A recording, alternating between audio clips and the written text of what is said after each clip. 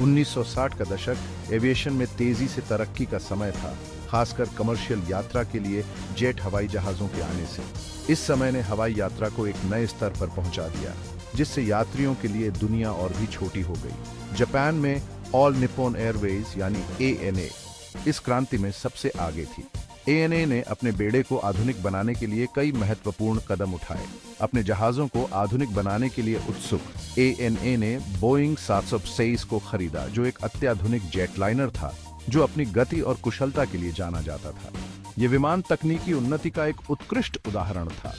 Boeing 727 ने हवाई यात्रा के एक नए युग का वादा किया, जो जापान के शहरों को अभूतपूर्व गति से जोड़ता था।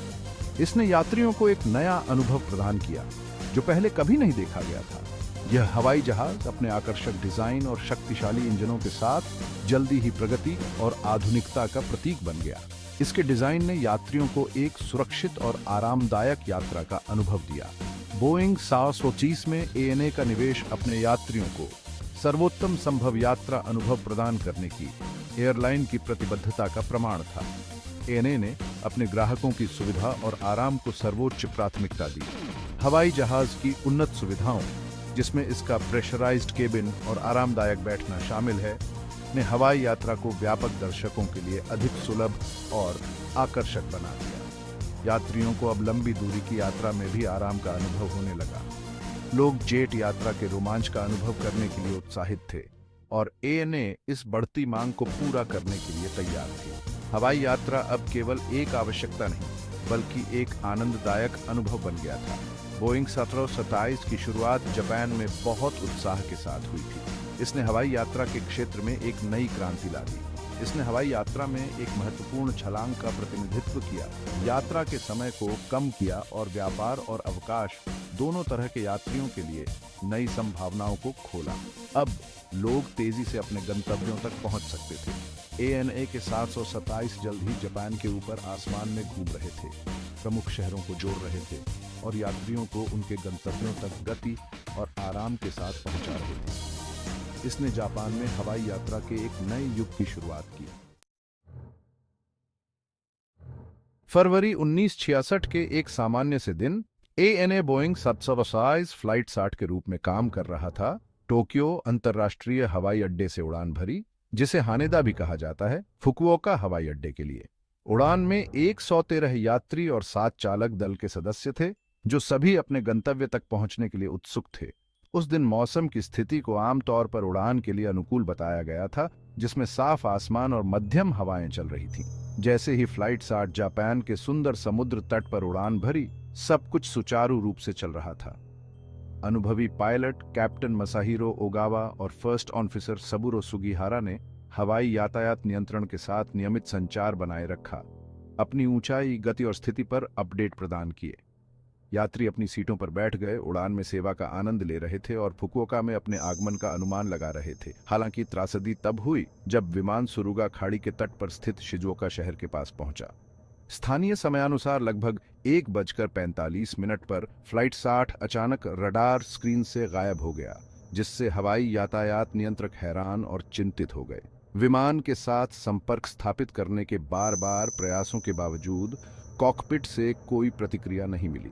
फ्लाइट 60 के अचानक गायब होने से विमानन समुदाय और उसके बाहर सदमे की लहर दौड़ गई, क्योंकि लापता विमान की खबर तेजी से फैल गई।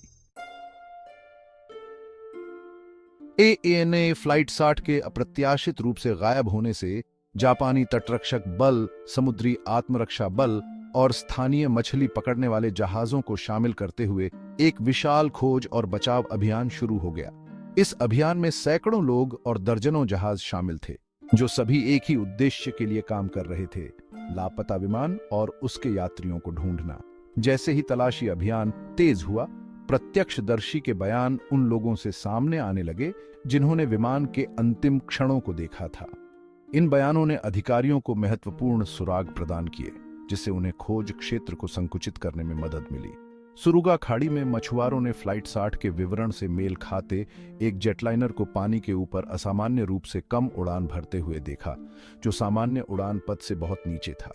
उसके बाद एक जोरदार दुर्घटना हुई और धुएं का एक गुब्बार उठा, जिसने आसमान को काले धुएं से भर दिया। उनके बयानों ने फ्लाइट 60 के अंतिम क्षणों की एक गंभीर तस्वीर पेश की, ये सुझाव देते हुए कि विमान समुद्र में दुर्घटनाग्रस्त हो गया था। प्रत्यक्षदर्शियों के चेहरों पर चिंता और भय स्पष्ट था।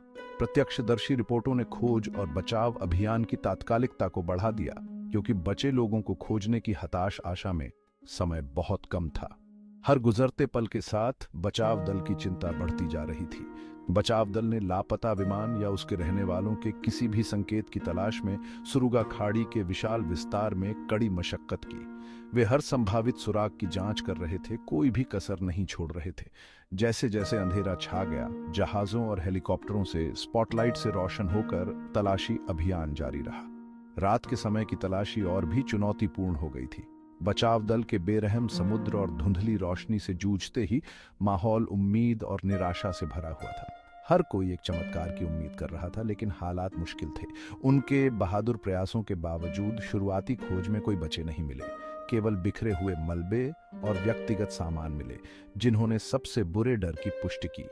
ANA फ्लाइट 60 समुद्र में दुर्घटनाग्रस्त हो गया था, जिसमें सवार सभी 120 लोगों की जान चली गई थी।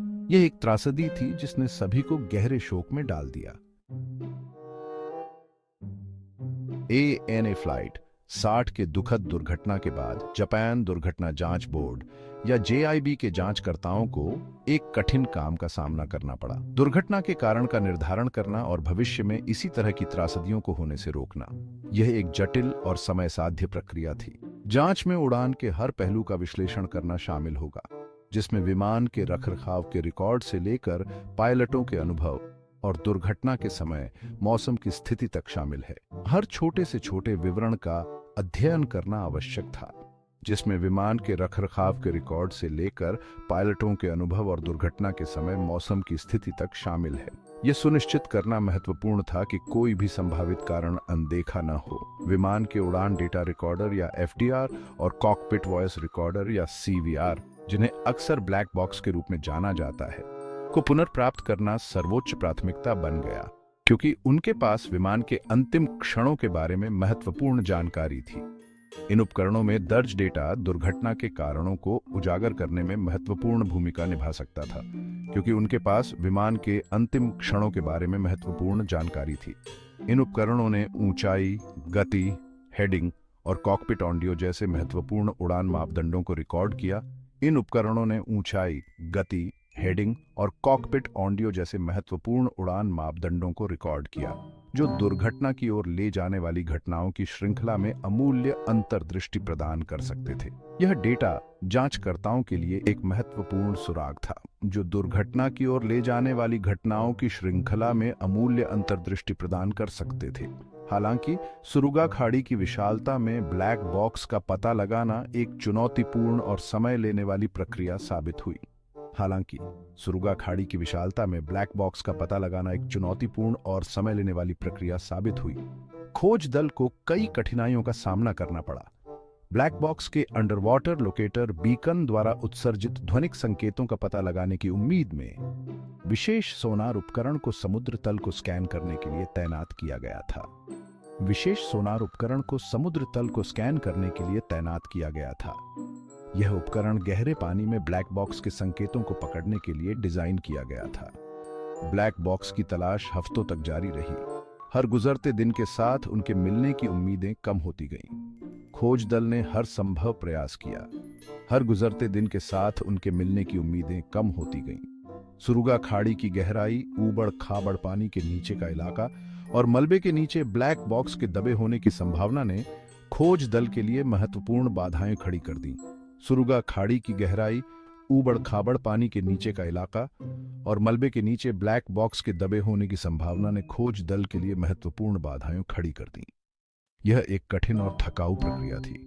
फिर भी जांचकर्ता सबूतों के इन महत्वपूर्ण टुकड़ों को पुनर्प्राप्त करने के लिए दृढ़ रहे, ये जानते हुए कि उनके पास यह समझने की कुंजी थी कि क्या गलत हुआ और भविष्य की त्रासदियों को कैसे रोका जाए। उनकी दृढ़ता और समर्पण ने उन्हें आगे बढ़ने के लिए प्रेरित किया, यह जानते हुए कि उनके पास यह समझने की कुंजी थी कि क्या गलत हुआ और भविष्य की त्रासदियों को कैसे रोका जाए।